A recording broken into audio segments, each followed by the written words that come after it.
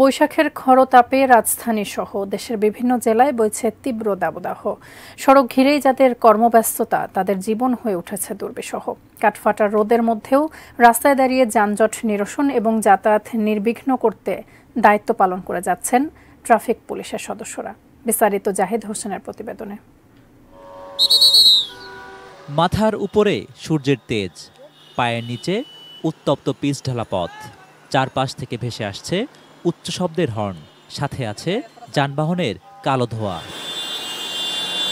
তবে এসবের কিছুই স্পর্শ করে না আবুল কালাম আজাদের। হাইকোর্ট মোড়ে এভাবেই নির্বিকার ট্রাফিক সামলাতে দেখা যায় তাকে। যেহেতু জনগণের কল্যাণে কাজ করি আমরা, রৌদ্র বৃষ্টি এটা উপেক্ষা করে কাজ করতে হয়, যেহেতু কর্তব্যের খাতিরে আর কি।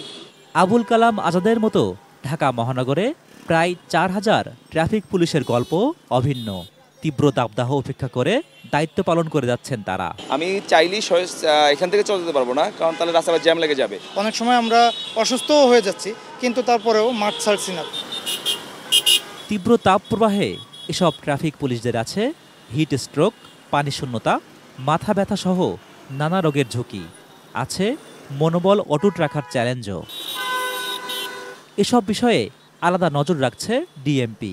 ট্রাফিক পুলিশদের খাবার পানি, স্যালাইন, গ্লুকোজ, লেবুর শরবত, তারপরে এই সংক্রান্ত আরও যা কিছু প্রয়োজন হয় সেগুলো দেওয়ার ব্যবস্থা করেছেন। প্রতিটি ট্রাফিক বক্সে প্রাথমিক চিকিৎসার ব্যবস্থার কথাও জানান তিনি। Zahid Hossain, ATN news, Dhaka.